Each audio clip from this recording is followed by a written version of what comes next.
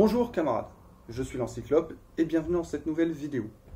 Aujourd'hui nous allons parler du diamant Hope, l'un des bijoux les plus célèbres de l'histoire et connu pour être un diamant maudit.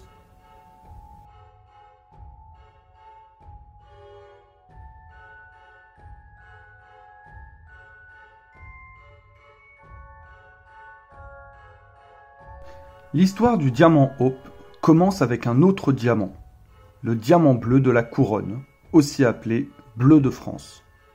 Le bleu de France est un diamant rapporté d'Inde et plus précisément du sultanat de Golconde par le voyageur français Jean-Baptiste Tavernier en 1668.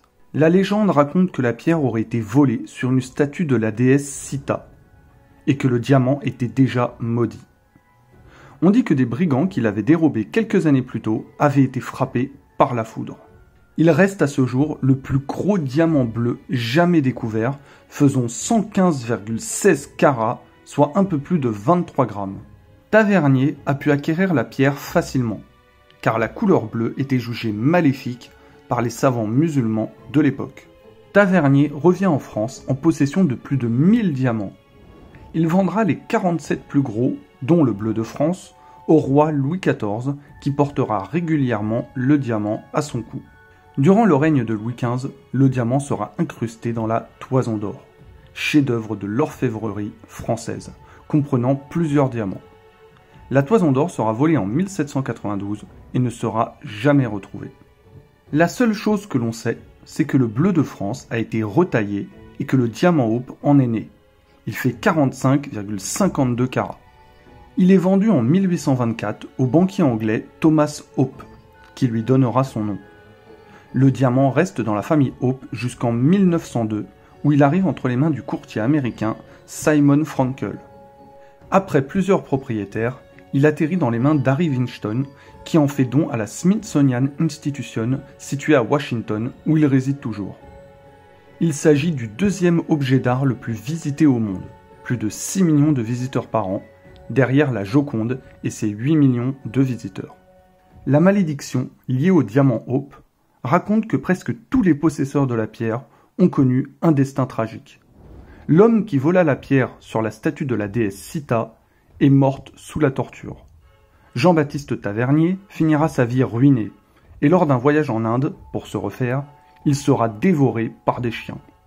Nicolas Fouquet, qui l'avait emprunté au roi, sera enfermé à vie pour détournement de fonds. La princesse de Lamballe, qui portait régulièrement le diamant, sera battue à mort par la foule parisienne pendant la Révolution. Louis XVI et Marie-Antoinette, qui avaient hérité du diamant, seront guillotinés. La famille Hope connaîtra de grands problèmes financiers dans les années ayant suivi l'acquisition de la pierre. Un de ses petits-fils sera même complètement ruiné. Le Français Jacques Collet se suicida. Le prince russe Ivan Kanitovitch sera assassiné. Le sultan turc Abdulhamid mourra lors d'un accident de voiture. Et le marchand grec Simon Montarides sera lui aussi victime d'un accident de voiture avec sa femme et sa fille.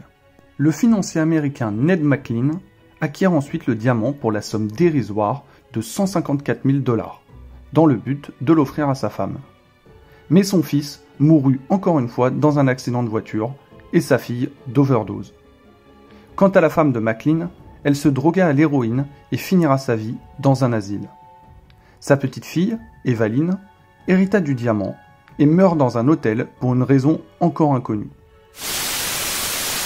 Oh là camarades, ne nous emballons pas trop vite.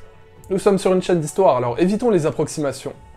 Cette soi-disant malédiction du diamant Hope a tout de la légende, et on commence vite à prendre pour vérité ce qui ne l'est pas. Revenons sur certains points évoqués lors de cette vidéo. Jean-Baptiste Tavernier n'est pas mort en Inde, mais à Moscou, à l'âge de 84 ans de maladie. En ce qui concerne Nicolas Fouquet et la princesse de Lamballe, il n'y a aucun élément qui nous permet d'affirmer qu'ils aient un quelconque rapport avec le diamant. La famille Hope n'a connu des difficultés financières qu'en 1887, soit 63 ans après l'acquisition de la pierre. La petite Evaline McLean est bien morte dans un hôtel pour une raison qu'on ignore, mais elle hérite et vend le diamant à l'âge de 5 ans et elle meurt 20 ans plus tard. Enfin, le dernier propriétaire, Harry Winston, ne connaîtra pas de problème. Et il fera porter le diamant Hope à de nombreux mannequins qui, elles non plus, ne connaîtront pas de fin tragique. Comme quoi. Mais où est la magie dans tout ça? Il faut faire rêver les gens qui nous regardent. Personne n'a besoin d'un rabat-joie pour venir gâcher les légendes.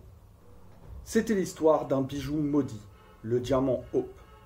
J'espère que vous avez apprécié la vidéo. N'hésitez pas à vous abonner et à partager. On se retrouve bientôt pour une nouvelle histoire. Et à la prochaine, camarades.